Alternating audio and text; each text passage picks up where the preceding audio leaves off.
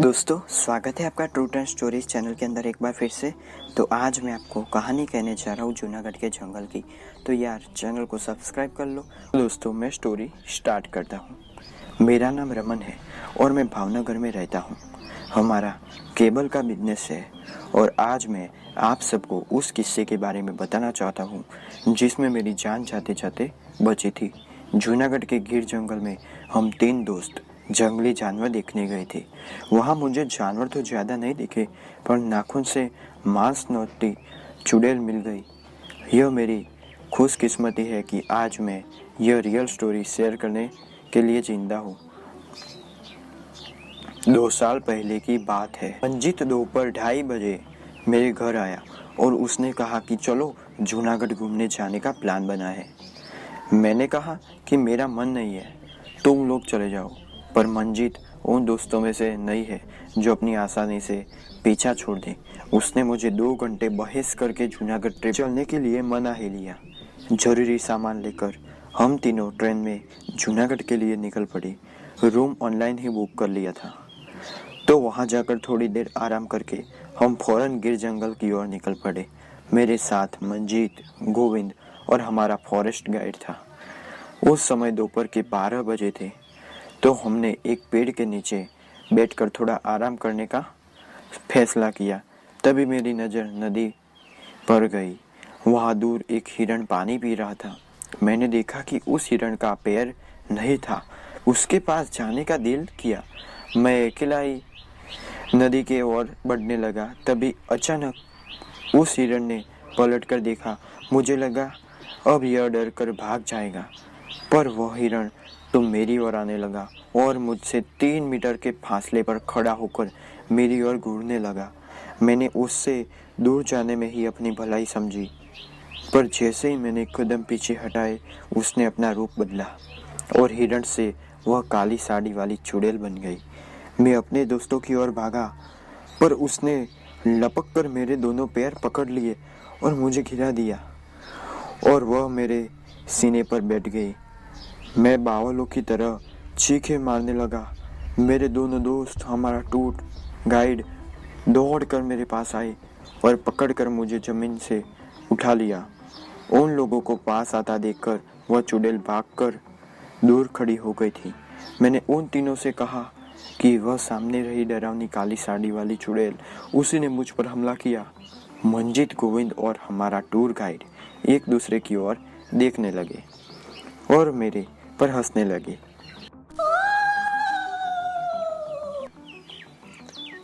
क्योंकि दोस्तों, उन लोगों को वह भयानक चुड़ैल दिख ही नहीं रही थी। छांव में ले जाकर उन्होंने मुझे पानी पिलाया और हम आगे चल दिए। घूमते घूमते शाम हो गई। करीब 6 बजे हम होटल की ओर लौटने लगे। मैंने मुड़ कर देखा तो पाया कि वह चुड़ैल अब भी हमारा पीछा कर रही थी, पर वह सिर्फ मुझको ही दिख रही थी। अगले दिन सुबह हम निडर रहकर रात में 10 बजे तक सो गए। होटल में करीब रात के 3 बजे हमारे कमरे का दरवाज़ा किसी ने खटखटाया। मुझको लगा कि कहीं दरवाजे पर वह चुड़ैल ही होगी, इसीलिए मैंने मंजीत और गोविंद को जगा दिया और दरवाज़ा खोलने को कहा। दरवाज़ा जैसे ही खुला तो हमने देखा कि वेटर खड़ा था। उसे देखकर मेरी सांस में सांस आई। वेटर ने मेरा नाम पुकारा और कहा कि आपके पिता बाहर पार्किंग में खड़े हैं, वो आपको नीचे बुला रहे हैं। मैं समझा कि शायद पापा मुझे सरप्राइज देने जूनागढ़ आ पहुंचे होंगे। मैं फौरन दौड़ता हुआ नीचे भागा और मेरे दोनों दोस्त आंखें मलते हुए फिर से सो गए। नीचे जाकर देखा तो पापा ही थे। मैं उनसे गले मिला, पर अचानक पापा का रूप बदल गया और हकीकत में वो तो गिर जंगल वाली चुड़ैल थी जिसने जाल बिछाकर मुझे वहां बुलाया था। मेरे मुंह से आवाज निकले उसके पहले वह मुझे बालों से घसीटकर गिर जंगल की ओर ले जाने लगी। मैं तो अधमरा हो गया था। अब मैं उस चुड़ैल की कैद में था। दोस्तों, अगर आपके पास भी ऐसी कहानी है तो मुझे इंस्टाग्राम पर शेयर कर सकते हैं। Thank you guys. जंगल में उसी नदी किनारे पड़ा था। वह चुड़ैल मुझे नाखूनों से नोचने लगी और काटने लगी जैसे कि मैं उसका खाना ही हूँ। तभी अचानक एक विकराल प्रेत आया और वह उस चुड़ैल पर हमला करने लगा। शायद वह दोनों मुझे खाने के लिए ही जगड़ रहे थे। मेरा डर का एहसास मर चुका था। मुझे पता था कि अब इन्हीं दोनों में से एक मेरी जान निकालने वाला है। भीषण लड़ाई में उस प्रेत की जीत हुई और वह चुड़ैल हार मानकर कहराती हुई अदृश्य हो गई। अब वह प्रेत मुझे खाने के लिए शायद मेरे पास आ रहा था।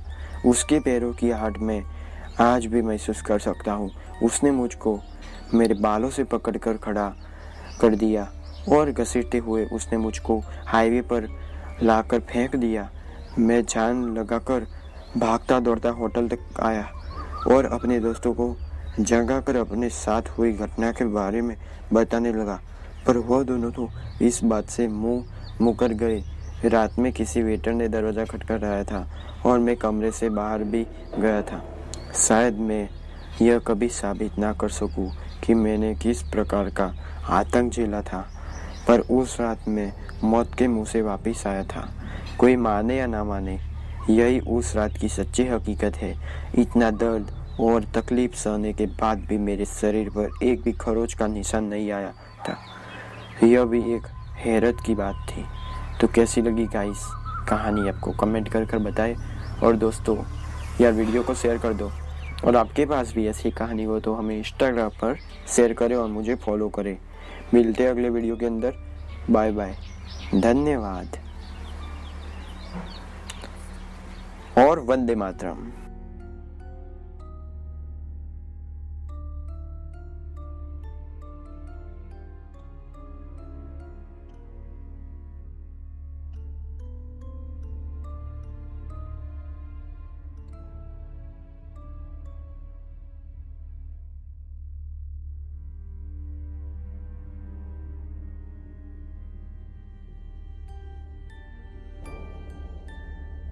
दोस्तों दूसरी कहानी कहने जा रहा हूँ तो जल्दी से सब्सक्राइब कर लो।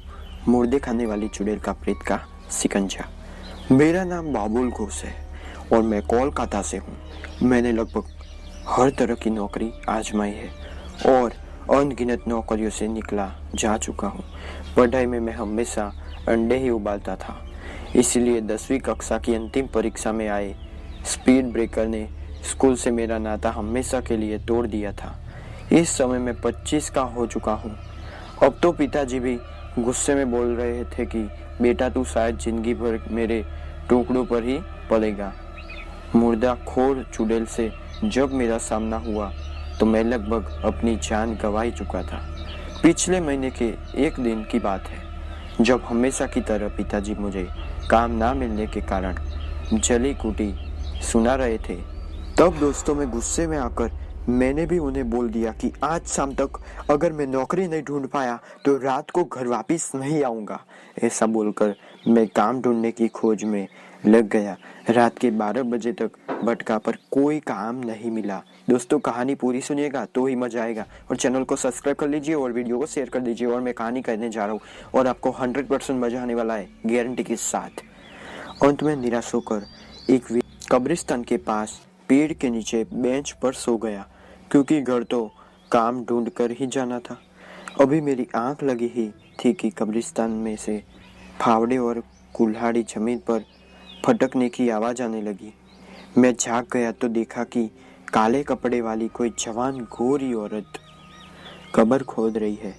मेरे तो होश उड़ गए।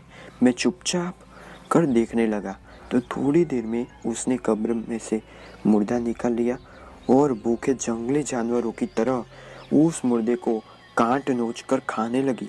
वो एक दिल दहला देने वाला नजारा था दोस्तों। उस वैसे मंजर को देखकर डर से मेरे हाथ पांव फूल गए थे और धड़कने बेहद तेज हो गई थी। करीब आधे घंटे तक उसने वह मुर्दा खाया और फिर वह उसे फिर से कब्र में गाड़ने लगी। तभी अचानक एक दुर्घटना हुई जिसके कारण उस वक्त मेरी जिंदगी जहन्नुम बन गई थी। आप सोच भी नहीं सकते कि किसी की किस्मत इतनी खराब कैसे हो सकती है। वह मुर्दा खाकर जाने वाली थी कि मेरे मोबाइल की रिंग बज उठी और उस काले कपड़ों वाली जवान मुर्दाखोर भयानक औरत ने मेरी और पलटी मारी। वह इधर उधर झांकने लगी। मैं दीवार के पीछे झाड़ियों में छुपा था। मुझे लगा वह मुझे नहीं देख पाएगी, पर वह मेरी सबसे बड़ी भूल थी। पलक झपकते ही वह भयानक औरत वहां से गायब हो गई और मेरे पीछे आकर खड़ी हो गई। दिखने में वह किसी अप्सरा से कम नहीं थी, पर उसके मुंह पर मुर्दे का गोश्त और खून लगा था, जिसे देखकर अच्छों की बोलती बंद हो सकती है। उसे अपने सामने देखकर मैं बर्फ की तरह जम गया। उसने एक हाथ से मेरा दूसरे हाथ से मेरा हाथ पकड़ के लिया। फिर उसने मुझे ऐसे गले लगा लिया जैसे कि वह मेरी गर्लफ्रेंड हो। करीब 5 मिनट तक उसने मुझे वही गले लगा के खड़े रखा और फिर वह मुझे कब्रिस्तान के अंदर ले जाने लगी। मैं होश में था, पर पता नहीं क्यों उसका विरोध नहीं कर पा रहा था, बस उसके साथ चले जा रहा था। एक कब्र के पास आकर वह भयानक औरत रुक गई और उस कब्र को खोदने लगी। कब्र में से आधा खाया हुआ मुर्दा उसने बाहर निकाला और उसे उछालकर झाड़ियों में फेंक दिया। फिर उसने मेरी ओर देखा। मैं पूरा माजरा समझ गया कि यह अब मुझे उस कब्र के अंदर डालने वाली है और इसके लिए मैं इसका खाना हूँ। और ये कोई प्रेत या चुड़ैल है जो इंसानों का मांस खाती है और खून पीती है। मानसिक रूप से अधमरा होने के बावजूद मैं वहां से पागलों की तरह भागा। वो भूतनी चुड़ैल औरत मेरे पीछे चिल्लाती हुई दौड़ने लगी। रोते हुए चीखते हुए मैं कब्रिस्तान से करीब 200 मीटर दूर जा पाया। वह भयानक चुड़ैल वही मेरे सामने आकर खड़ी हो गई। दोस्तों, उस टाइम क्या हुआ था मैं आपको बता भी नहीं सकता। अब मुझे मेरी मौत सामने नजर आ रही थी। मैंने हार मान ली और भगवान से अपने किए हुए पापों की माफी मांगने लगा ताकि मौत के बाद मुझे कम तकलीफ हो। उसने इस बार गुस्से में मुझे बालों से और मेरी गर्दन में उसने दांत गड़ा दिए। मैंने आखिरी मरणतोल चीख लगाई। तभी अचानक किसी ने मेरे गाल पर सनसनाटा चांटा मारा और मैं उछलकर जमीन पर गिर पड़ा। मैंने जमीन से लेटे लेटे सामने देखा तो वहाँ मेरे पापा खड़े थे और वह उस वक्त मुझे बोल रहे थे। वह शब्द इस प्रकार। मेरे पापा बोले, कामचोर, तुझे शर्म नहीं है? दिन भर आवारागर्दी करता घूमता रहता है और रात को इधर रोड पर खड़ा पागलों की तरह चिल्लाता तमाशे करता जा रहा है। और बेशर्म, तू फोन क्यों नहीं उठा रहा? रात के 1:30 बज गए हैं। तुझे पता है घर पर तेरी माँ तेरी चिंता करते हुए कितनी रो रही है? निकम्मे, अभी घर चल वरना घसीट कर ले जाऊंगा। मुझको पक्का यकीन था कि वह चुड़ैल शायद मेरे पापा को देखकर ही भागी होगी, वरना मेरा तो शायद काम तमाम था। तो गाइस, मुझे एक बात समझ आ गई है कि माँ बाप कितना भी गुस्सा करे, उनकी बात दिल पर लेनी नहीं चाहिए, क्योंकि वह हमेशा हमारे भले की ही सोचते हैं। और जिनसे चुड़ैल भी डरती है, ऐसे बाप का बेटा होने पर मुझे गर्व है। मेरे पापा गुस्सा होने पर मुझे पीटते जरूर है, पर मुझसे प्यार भी उतना करते हैं। लव यू पापा। कैसी लगी आपको ये स्टोरी? तो गाइस, वीडियो को शेयर कर लीजिए और कमेंट कर दीजिए। सभी दोस्तों को शेयर करना। मिलते हैं अगले वीडियो के अंदर, तब तक के लिए बाय बाय, धन्यवाद। और आपके पास भी ऐसी स्टोरी हो तो हमें इंस्टाग्राम पर सेंड कर सकते हैं। मेरी इंस्टाग्राम आईडी है नीचे डिस्क्रिप्शन में। तब तक के लिए बाय बाय।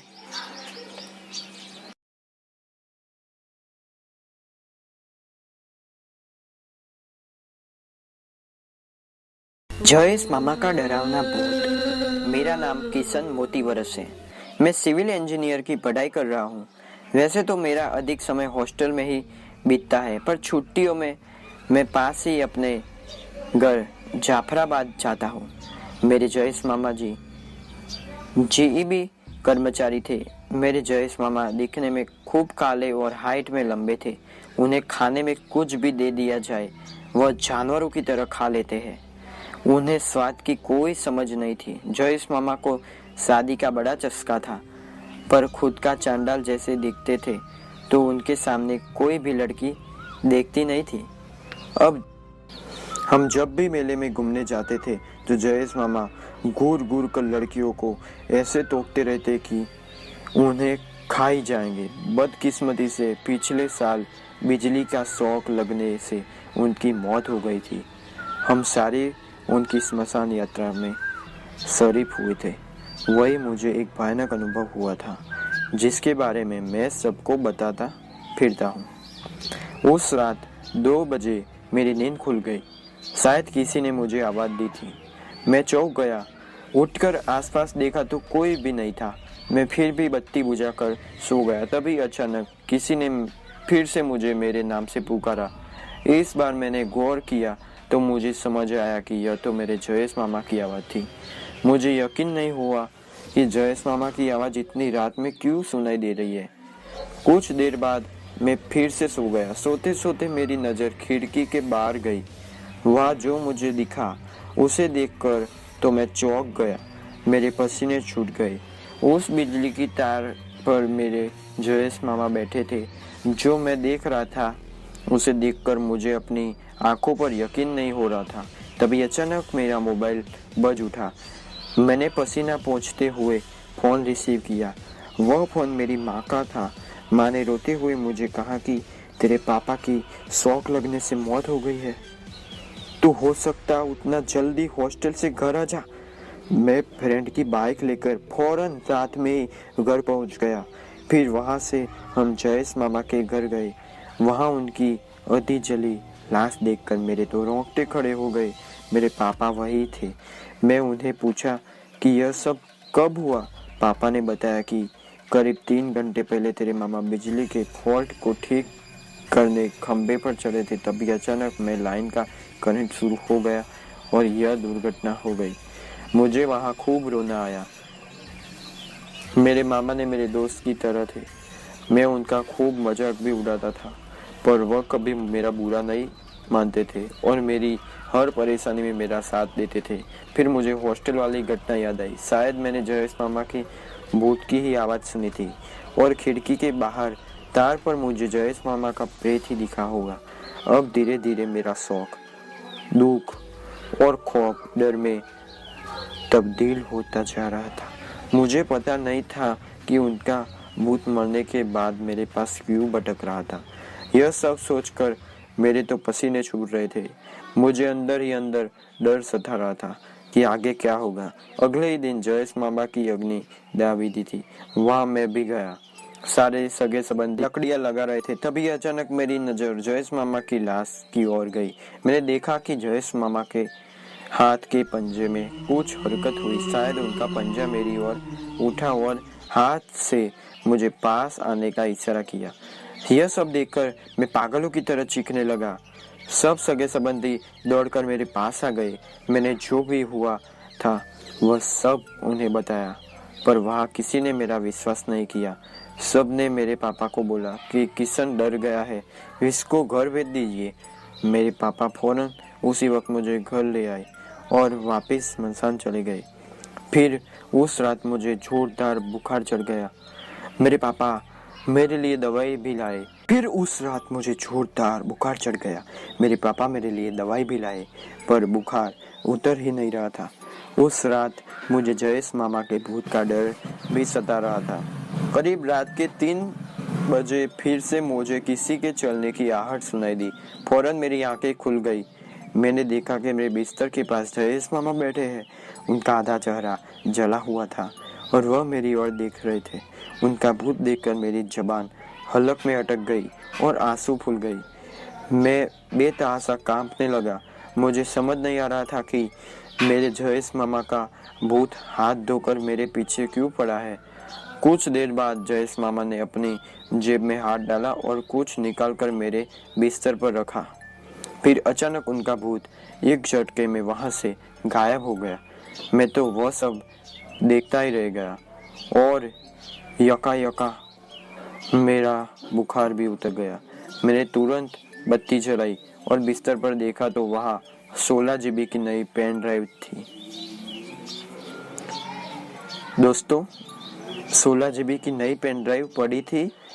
अब पूरी बात मुझे समझ आ चुकी थी कि क्यों मेरे जयेश मामा मरकर भी बार बार मेरे पास आकर मुझे से बात करना चाहते हैं। उन्हें मुझे कोई मेरी गिफ्ट मुझे सौंपनी थी। 2 दिन पहले मेरे जयेश मामा मेरे हॉस्टल आए थे और मेरे एग्जाम में अच्छे लाने पर खुश होकर उन्होंने मुझसे वादा किया था कि वह मुझे नई पेन ड्राइव गिफ्ट करेंगे और हंसते हुए मैंने उन्हें कहा था कि इस बार कोई बहाना मत बनाना, मर भी जाओ तो भी मेरा गिफ्ट जरूर मुझ तक पहुंचा देना। दोस्तों, मेरे जयेश मामा ने मरकर भी अपना वादा निभाया। उस दिन मुझे पता नहीं था कि कुछ दिनों बाद मेरे जयेश मामा के साथ हमेशा के लिए छूट जाएगा। तो कैसी लगी आपको ये स्टोरी? मुझे भेजी है किशन मोतीवरस ने। तो ये किशन मोतीवरस की स्टोरी थी। आपको कैसी लगी कमेंट कर जरूर बताइए और वीडियो को 100% शेयर करिए गाइस। मैंने बनाने में बहुत टाइम बिताया यार, आपके लिए मैंने कहानी बनाई। और आप कहोगे किसने बोला था भाई कहानी बनाने को? तो मैंने यार आपके लिए बना दी यार, आपने सुनी भी, एंजॉय भी की। तो यार शेयर कर दो ना प्लीज़ यार, व्यूज़ ही नहीं आते इसीलिए। मिलते हैं अगले वीडियो के अंदर, तब तक के लिए बाय बाय, धन्यवाद। और आपके पास भी ऐसी स्टोरी हो तो मुझे फटाफट भेजिए मेरी इंस्टाग्राम आईडी पर, ठीक है? और फॉलो भी कर लीजिएगा। मेरे यार अभी तक 500 फॉलोवर ही हुए हैं। Bye bye.